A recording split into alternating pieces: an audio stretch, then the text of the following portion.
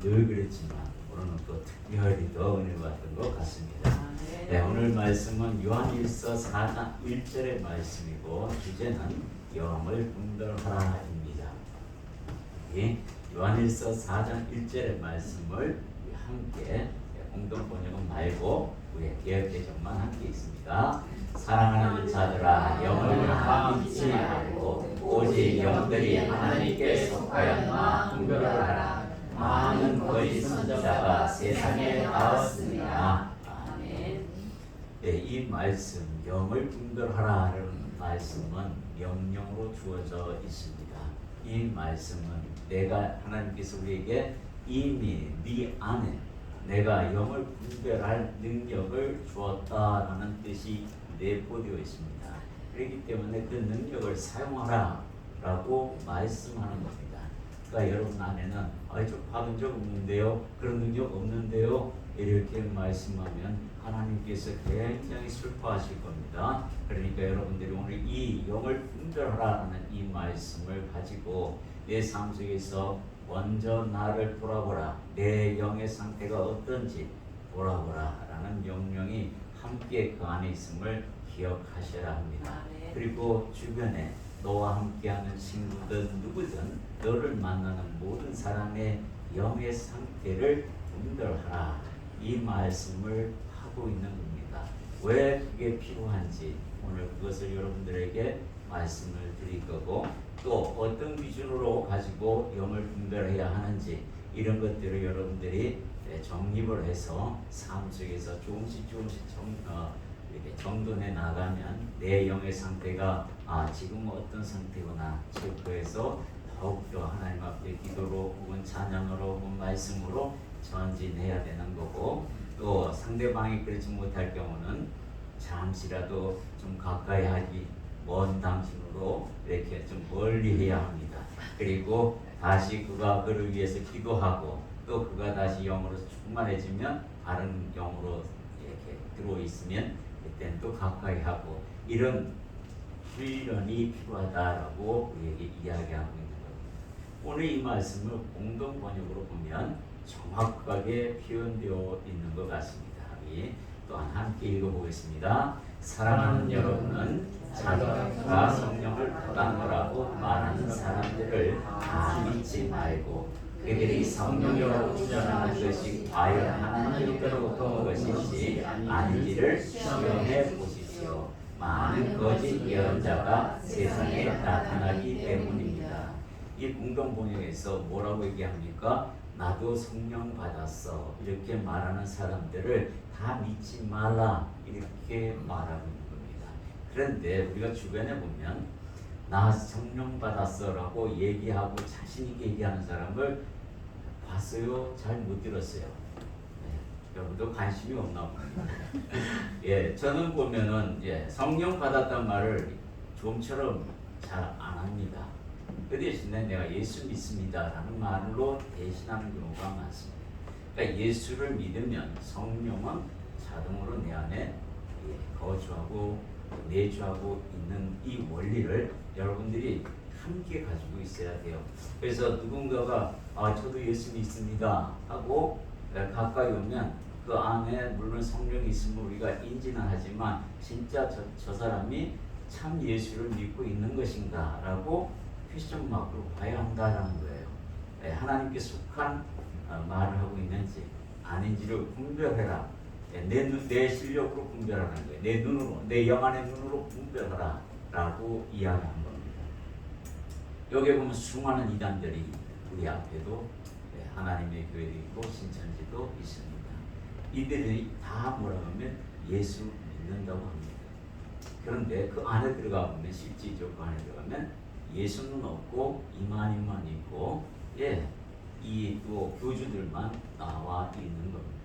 그러니까 그 무늬만 봐가지고는 우리가 알 길이 없어요. 그러나 그 안에 들어가서 자세히 살펴보면 그 안에는 하나님께 속한 성령이 없어요.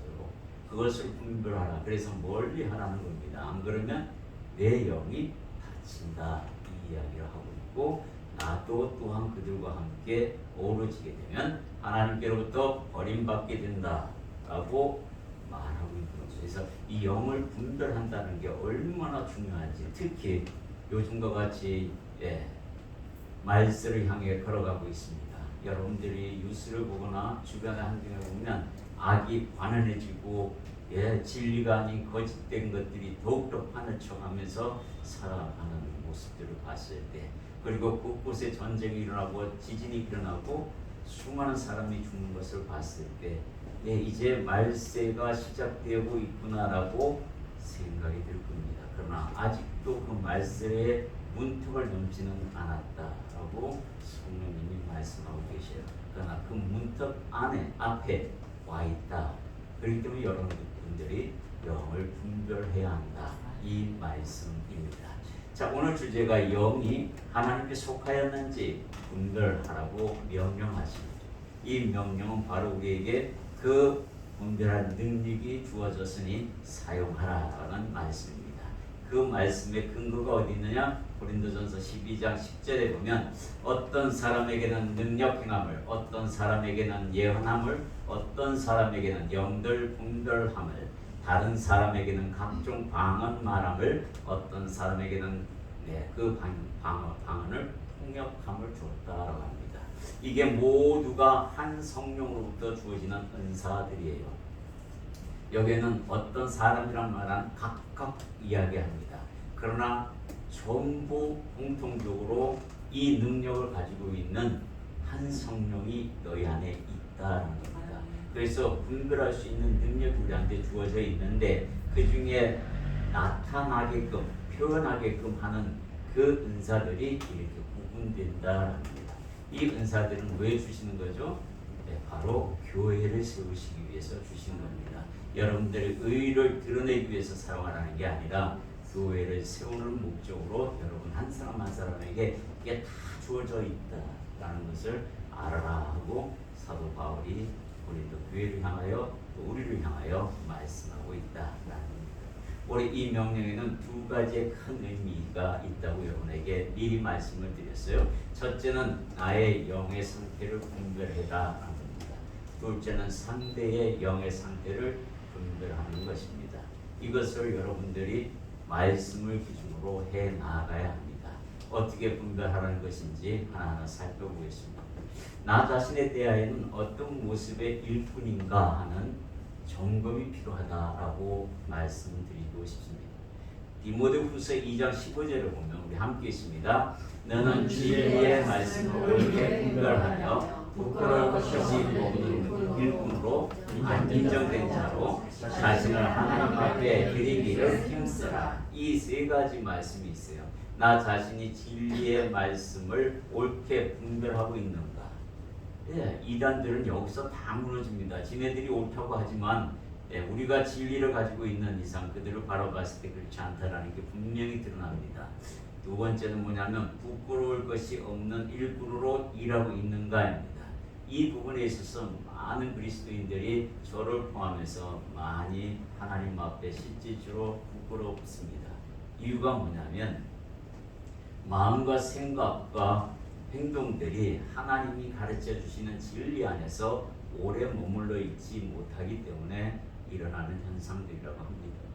즉 우리가 못된 마음과 생각을 품고 일할 경우도 간혹 있습니다. 그죠? 상대가 뭘 좀 열받게 하면 욱하는 게 이 안에서 터져 나오면서 바로 뭐 1818 대하면서 그렇게 욕을 하고 내 마음을 다운시키려고 하는 부분들이 있습니다. 이런 것들이 사실은 부끄러운 일뿐이에요. 하나님 앞에서 내가 한 입술을 가지고 주님을 찬양하고 기도하고 말씀을 읽고 하는데 이 말씀으로 부끄러운 말을 내뱉는 이런 것들을 말한다라고 얘기하죠. 내 자신을 하나님께 드리고자 힘쓰고 있는가, 이런 부분들이에요. 자, 복음, 하나님의 나라를 위해서 자기 일을 버린 사람들이 있습니다. 대표적으로 세 사람만 제가 뽑아놨어요. 사도 바울의 일하는 모습을 우리가 보게 됩니다.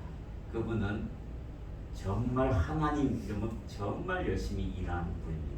여러분들은 예수님 하나님 그러면 정말 내 모든 걸 버리고 우선으로 생각하고 그렇게 일하고 있습니까? 라는 퀘스천 마크, 그 질문에 여러분들이 각자 대답을 한번 해보십시오. 사도 바울은 내가 하나님을 경외하면서 하나님을 믿는다면서 구약의 그 하나님을 열심히 믿었습니다. 예수를 만나기 전에는. 그것도 충성된 일꾼으로서 그렇게 했어요. 하나님께서 그러기 때문에 그렇습니다. 작은 일에 충성하는 자는 큰 일에도 충성할 것이라는 그 말씀대로 사도 바울은 그런 사람이었어요. 예수를 만나자마자 내가 편협된 하나님을 내가 믿고 있었구나. 구약의 모든 진리를 신약과 함께 자신이 가지고 있는 모든 진리 안에서 하나님의 뜻을 헤아려 하나하나 분석하면서 자신의 모난 부분들을 다 버리는 작업을 합니다. 굉장히 오래 해요. 14년 걸쳐서 합니다. 그렇게 바울은 거듭나서 그리고 난 뒤에 안디옥 교회를 중심으로 해서 유럽, 소아시아 전부를 복음의 나라로 바꾸는 역사를 가지게 됩니다. 자기 일을 하면서 그 일을 할 수가 없잖아요. 여러분들 생각해도 충분히 이해가 될 겁니다. 사도 요한도 마찬가지입니다. 주님께서 사랑하는 제자라고 분명히 말씀하시고 요한도 주님을 사랑한다고 마치 연인처럼 이 두 분은 그렇게 사랑의 표현들을 아주 진하게 합니다. 마지막 십자가 위에서 유일하게 주님께서 바라봤을 때 이 요한 제자 하나만 남아 있었습니다. 다 떠나고 오로지 사도 요한이 앉아 있는 게 보입니다. 십자가를 바라보면서 눈물을 흘리며 주여 하는 그 모습을 보면서 어머니를 부탁합니다. 오라 내 어머니야. 이 말씀 한마디로 많은 제자들이 밖에 나가서 복음을 전할 때에 이 사도 요한은 그 일을 잠시 멈추고 오로지 마리아 공경하는 데 최선을 다합니다. 그리고 마리아가 늙어 병들어 죽었을 때 그 이후에 하나님 말씀을 전하다 밤모섬에 갇히게 됩니다. 끝까지 하나님이 주신 그 사명을 감당하는 마리아를 부탁했습니다. 오로지 당신만 할 수 있는 거예요. 다른 제자한테 부탁한 게 아니라 요한 사도에게만 부탁했기 때문에 그것을 끝까지 지켜나가는 모습입니다. 자기 생활, 자기 모든 것들을 버리고 주님의 말씀만 생각하고 나갔던 제자입니다. 하나님의 백성을 위해서 자기의 안위를 버린 모세는 40년 동안에 여러분들이 알다시피 애굽 궁궐에서 왕자로서의 신분을 가지고 살아왔던 존재입니다. 진짜 거기에서의 버리기가 얼마나 힘들었겠어요, 여러분들. 40년 동안 내가 말 한마디 하면은 밑에서 설설 끼고 명령 한마디 하면 다 이루어지는 그런 위치에 있는 그 사람이 하나님의 백성은 노예 생활을 하고 있는데 그들을 위해서 자기의 모든 것들을 버리고 도망을 치는 그런 일들이 벌어집니다. 그리고 하나님께 40년 동안 훈련받고 난 뒤에 80세에 부름을 받고 40년 동안 일을 합니다. 그런 의미에서 보면 저도 좀 비전이 있어요, 그죠? 아무래도 모세보다는 젊은 나이에 부름을 받았기 때문에 능력에 충분히 비전이 있다고 생각합니다. 역시 우리 권사님 최고. 네, 감사합니다. 진짜 그런 것 같습니다. 우리가 내 안위만 조금만 줄이면 정말 많은 것을 얻을 수 있고 많은 것을 보게 될 겁니다. 이 세 분의 제자와 또 하나님의 종으로서의 모습도 우리가 한번 사모하면서 하나님 나라를 위해서 내가 이분들을 한번 닮아가보자 이런 생각도 한번 했으면 좋겠습니다. 네, 타인에 대한 영의 분별력의 기준이 있습니다. 그건 뭐냐면 예수 그리스도께서 하나님의 아들로 또 육체로 오신 것, 즉 신성과 인성을 모두 인정하느냐라는 겁니다. 여기에서 구별을 잘 하셔야 돼요. 이게 제대로 구별이 안 되면 헷갈립니다. 인성은 여러분들이 알다시피 십자가를 지고 우리를 대속하기 위해서 오신 부분입니다. 신성은 하나님의 아들로서 사망 권세 이기고 다시 부활하신 그 사건을 이야기합니다. 이것을 틀림없이 우리 하나하나 말씀에 기록해 놓고 있어요. 이 말씀을 내 것으로 믿고 내가 바르게 섰을 때에 저들이 무슨 엉뚱한 소리를 해대고 엉뚱한 해석을 했을 때 그거 아니야. 당신이 잘못 생각하고 있는 거라고 분명히 이야기할 수 있어야 된다는 거예요. 이렇게 우리가 신약을 통해서 한번 하나하나 보도록 하겠습니다. 요한일서 4장 2절의 말씀 함께 있습니다. 이로써 너희가 하나님의 영을 알지니 곧 예수 그리스도께서 육체로 오신 것을 시인하는 영마다 하나님께 속한 것이요. 예수 그리스도께서 육체로 오셔서 우리의 죄를 다 대속하셨습니다. 이거 믿어야 된다는 거예요. 이거 빼면 아무것도 안 돼요. 될 수가 없어요. 그건 누구도 우리의 죄를 위해서 속량을 위해서 십자가를 져준 그런 교주가 어디 있습니까? 아무도 없잖아요. 그런데 그거 하나도 못 믿어서 엉뚱한 대로 지나가는 일이 있으면 안 된다라는 거죠. 마태복음 1장 21절 함께 있습니다. 아들아 이름을 예수라 하라. 이는 그가 자기 백성을 그들의 죄에서 구원할 자이시니라. 하나님의 백성을 우리는 이미 인쳐 있는데 하나님의 백성으로 구별되는 그 기준이 누구냐, 무엇이냐 하면 바로 예수 그리스도를 믿는 자들이라고 말하고 있습니다. 그래서 우리는 하나님의 백성이 되는 거예요. 얼마나 놀라운 직분입니까? 마귀의 자녀로 있다가 이제 예수 그리스도를 통해서 그 마귀가 시키는 짓만 하다가 그거 버리고 끊어버리고 하나님 가르치는 선의 행동으로 바뀌는 그 역사, 그 힘이 바로 예수 그리스도께서 주신 것이다. 이것을 믿으라라는 겁니다. 그분이 어떻게 잉태되었는지 한번 보라. 이 얘기를 마태복음 1장 18절에 나와 있습니다. 함께 있습니다. 그리스도의 나심은 이러하니라. 그의 어머니 마리아가 요셉과 약혼하고 동거하기 전에 성령으로 잉태된 것이 나타났더니, 성령으로 잉태된 사람이 예수 말고는 없습니다. 이 말씀들을 여러분들 마음판에 아주 뿌리 깊게 자리 잡게 하셔야 돼요.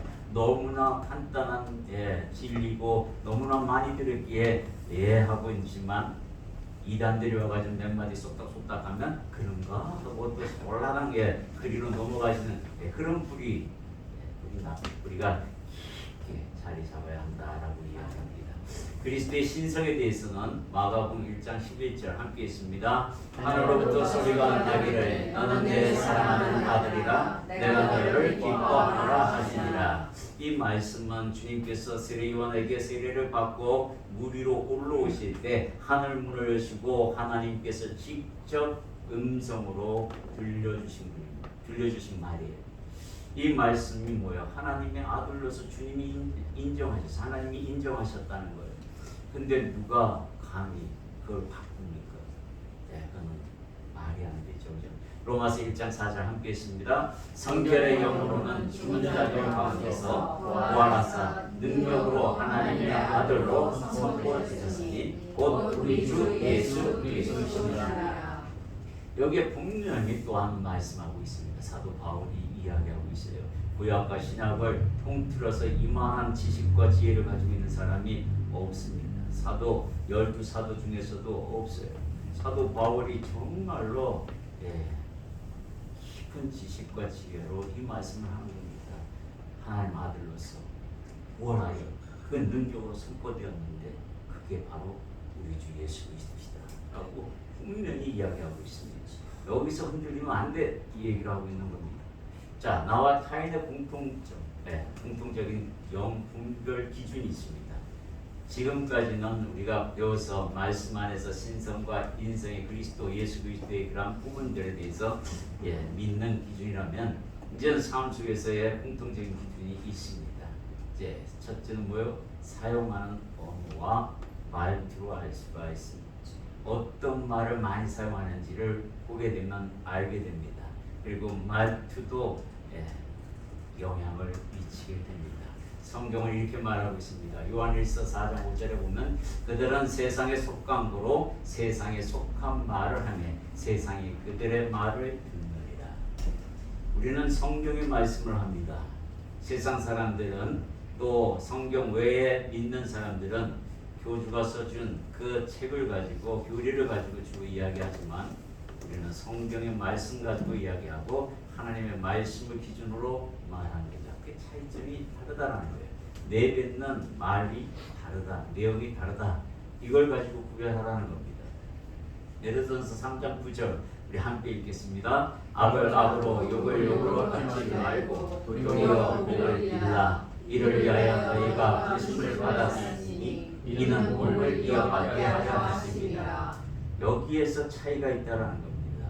우리가 하나님에 속한 사람들이라면 악을 악으로 대응하지 않습니다. 욕을 욕으로 대응하더라도 속에만 끙끙거리고 밖으로 튀어나오려는 것을 입을 꽉 물고 지킵니다. 못 나오게 하는 거예요. 이게 차이점인 겁니다. 안에서는 분통 터지는 일이. 그래서 목사들이 암으로 많이 죽어요.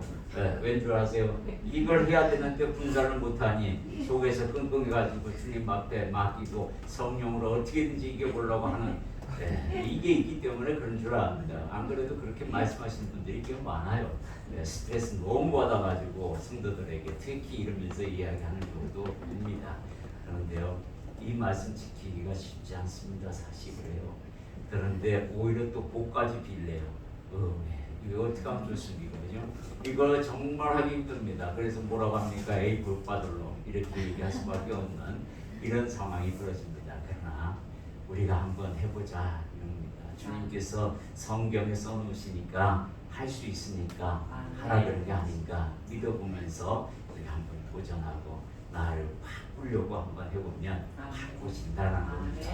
그 이야기를 우리에게 이야기하고 있습니다. 우리 시편 15편 3절 이야기도 함께 읽습니다. 그의 혀로 남을 탓하지 아니하고 그의 이웃에게 악을 행하지 아니하며 그의 이웃을 비방하지 아니하며. 참 이게요, 여러분도 알다시피 허물과 비방을 진짜 많이 합니다. 이거는 구별이 없어요. 믿는 사람이나 믿지 않는 사람이나 세상에 속한 사람이나 이단을 믿는 사람들이랑 이거 있잖아요. 그 앞에서는 흰옷 입고 진짜 깨끗하고 거룩한 척 하더라도 저 허물과 비방 바로 도마에 넣고 썰어가면서 요리를 하기 시작하는데 이런 분을 제가 굉장히 오랫동안 본 사람이 있습니다. 끝내는 발등을 짚고 갑니다. 정말 놀랐어요. 그래서 내가 이런 분들과는 다시는 하나님 앞에 내가 맹세하기를 다시는 갚아야지 않겠습니다. 왜냐 그 발등을 찍어놓고 도망을 가는데 얼마나 아픈지 세상에 몇 개월 동안 끙끙 가슴앓이를 했습니다. 난 그를 위해 진심을 다했는데 그는 그렇지 않았다는 생각을 합니다. 그런데 그 허물과 비방이 제가 진짜로 그런 사람이라면 이해하겠어요. 그리고 하나님 앞에 감사하겠습니다. 듣고 고치라고 하니까 아멘하고 하겠는데 전혀 근거 없는 걸 가지고 허물하고 비방하고 자기 생각을 거기다 덧붙여서 또한 얘기하니 이게 도저히 용납이 안 돼요. 절대 이러지 마십시오. 이 죄는 하나님이 반드시 묻습니다.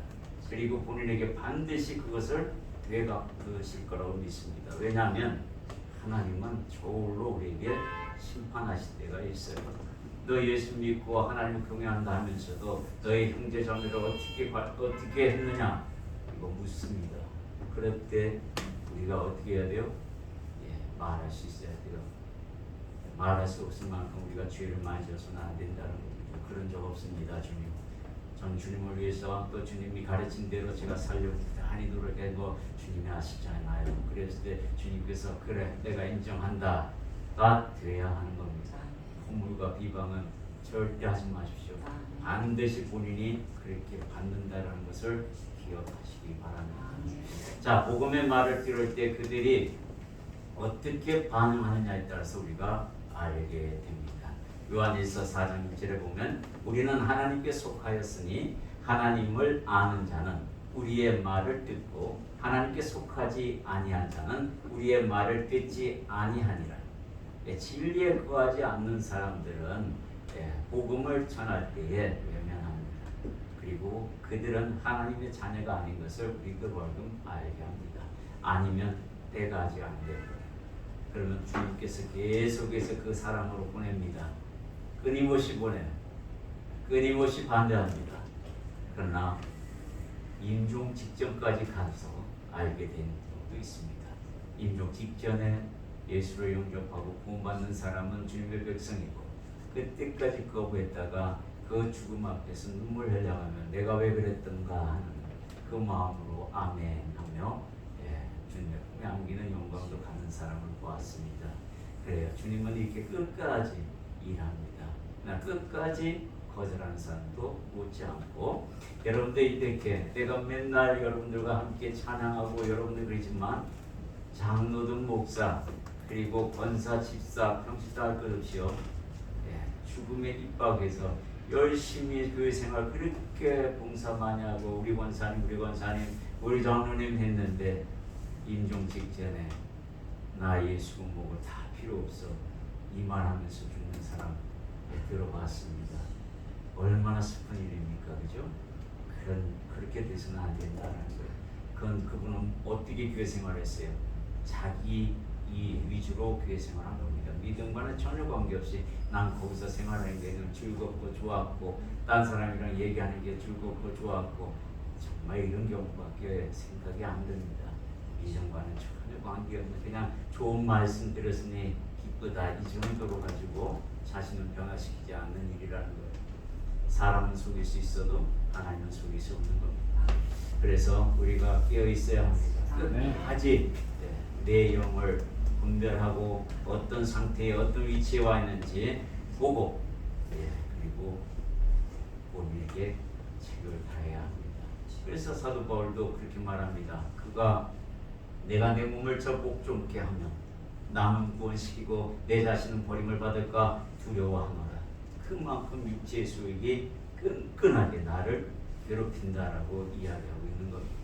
이런 걸 진짜 잘 끼워서 다루어야 합니다.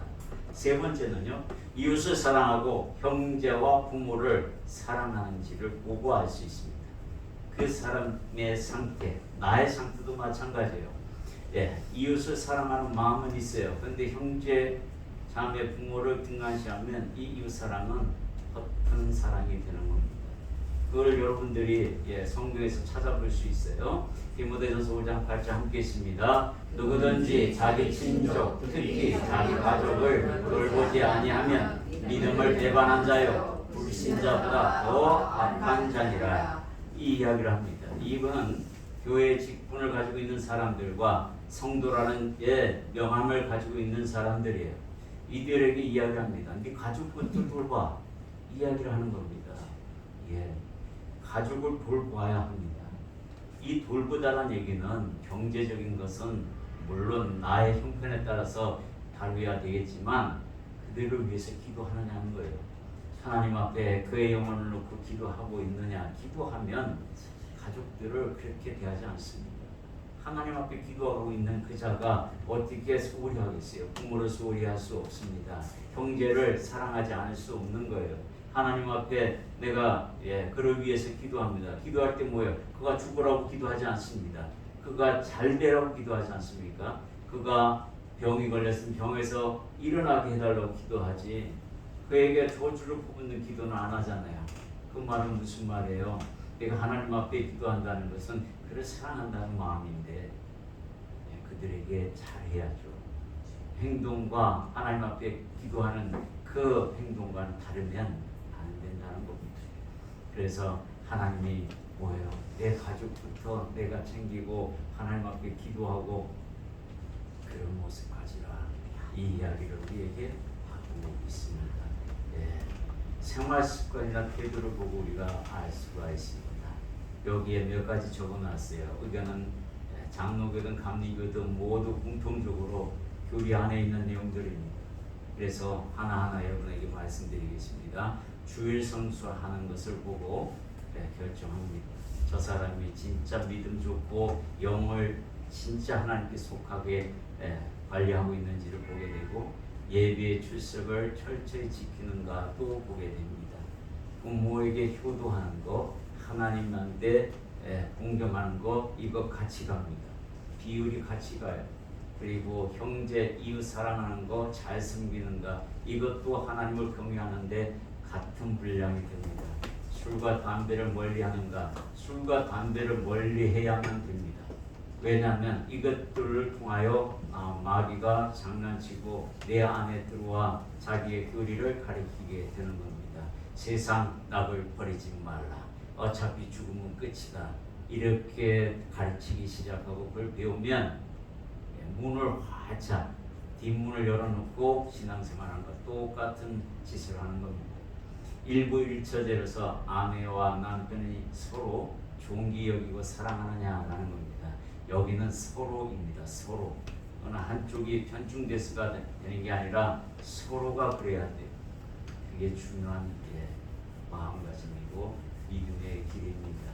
그리고 자녀를 하나님의 말씀으로 잘 훈육하는가까지 보게 됩니다.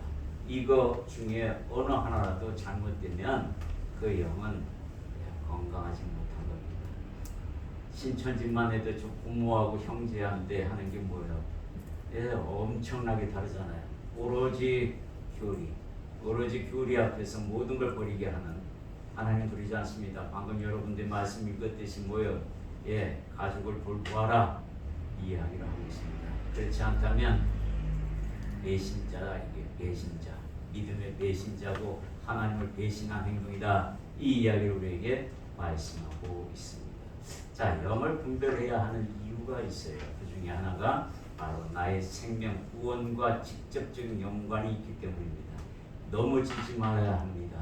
그러려면 내 영이 굳건하게 말씀을 붙들고 그리고 말씀을 지팡이 삼고 막대기 삼아서 지탱하고 있어야 한다라는 거예요. 영을 분별하지 못하면 나를 더럽히는 스스로 더럽히는 일이 벌어진다라는 겁니다. 그래서 제가 이렇게 많이 넘어진 사람 중에 한 사람입니다.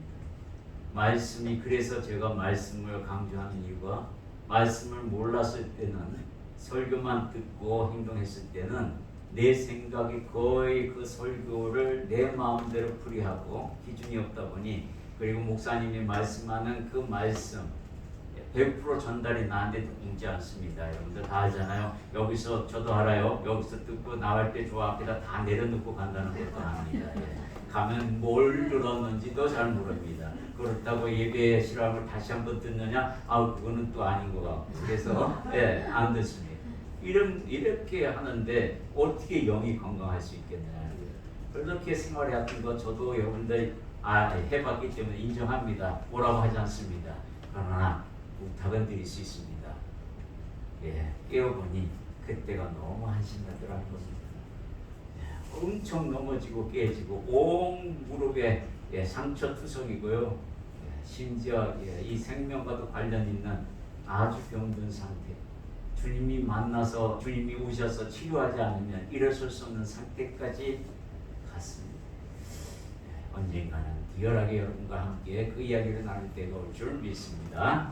하여튼 그날을 기대하시고 또 세 번째는 영을 분별하지 못하면요 내가 다시 마귀의 종이 된다는 겁니다. 그래서 히브리서 기자는 히브리서 6장 4절에서 6절 한번 읽습니다. 한번 빛을 받고 하늘의 은사를 맛보고 성령의 찬양하는 바 되고 하나님의 선한 말씀과 내세의 능력을 맛보고도 타락한 자들은 다시 새롭게 하여 회개하게 할 수 없나니 이는 그들이 하나님의 아들을 다시 십자가에 못 박아 드러내놓고 욕되게 합니다. 하늘의 은사, 하나님의 은사, 성령을 다 여러분들 은사를 받고 경험한 바 되고 기도해서 응답도 받았습니다. 이런 자가 다시 타락한다, 안 된다 이 얘기를 합니다. 그래서 내 자신을 분별하는 게 얼마나 중요한지 그리고 상대방도 그런 거예요. 그래서 내 영의 상태를 분별하는 것은 성령 충만한 정도가 어느 정도인지 봐야 한다는 걸 이야기하고 있습니다. 로마서 12장 2절 함께 있습니다. 너희는 이 세를 분별하지 말고 오직 마음을 새롭게 하고 변화를 받아 하나님의 선하시고 기뻐하시고 온전하신 뜻이 무엇인지 분별하도록 하라 라고 또 명령을 하셨어요. 이것은 뭐예요? 여러분들이 어떤 기준을 가지고 이걸 할 수 있겠어요? 이 말씀을 실천할 수 있겠습니까? 하나님의 선하시고 기뻐하시고 온전하신 뜻을 내가 도덕적인 개념으로 윤리적인 개념으로 어떤 사상으로 못 알아봅니다. 못 알아들을 수 깨달을 수도 없습니다. 그럼 이 말씀은 뭘 이야기하는 거예요? 말씀 보라는 거예요. 말씀 봐야 그 안에서 하나님이 뭘 어떻게 할 때 너한테 기뻐하게 하고 기뻐하시고 또 하나님이 무슨 뜻으로 나한테 성령을 주셔서 이렇게 살아가게 하시는지 그 뜻도 알게 되고 하나님의 선하신 뜻을 알아서 실천함으로 하나님을 기쁘게 해주는 존재로서 살아갈 수 있다. 이 이야기를 사도 바울이 로마 교회를 통해서 우리에게 말씀하고 있습니다. 여러분 이제 결론을 말씀드립니다. 자, 우리가 기준은 예수 그리스도입니다. 그분의 신성과 인성을 우리가 믿습니다. 그리고 그 가르침을 삶 속에서 믿음으로 실천해 나갑니다. 그래서 영의 상태가 곧 나의 믿음의 상태가 되는 겁니다. 또 상대방의 믿음의 정도를 나타내기로 합니다. 그렇기 때문에 여러분들이 한 사람 한 사람이 영을 분별하여서 내 영의 상태가 지금 자고 있는지 깨어서 일하고 있는지 아니면 다른 데로 방향을 틀고 있는지를 보라, 점검하라 이 이야기입니다. 그 기준은 하나님께서 너 죄를 계속했다, 속량했다, 그 은혜를 아느냐, 다시 깨닫느냐, 네 마음에 두고 있느냐, 그리고 너를 다시 하나님의 자녀로 부활시켰다, 그것을 믿느냐, 그 소망을 가지고 있느냐, 어느 정도 가지고 있느냐. 제 인생의 전부를 가지고 있습니다. 모든 사람을 그러면 네 남편, 네 아내, 그리고 형제, 자매, 부모 모두를 이웃을 주님 대하듯이 대하고 있느냐. 그것을 실천하되 사랑과 긍휼과 겸손함으로 하거라. 이게 영의 분별하는 기준입니다. 여러분 한 사람 한 사람이 정말 이 기준에서 하나님 앞에서 합격하시기를 주님의 이름으로 축원합니다. 아멘. 기도하겠습니다. 사랑이 주님 감사.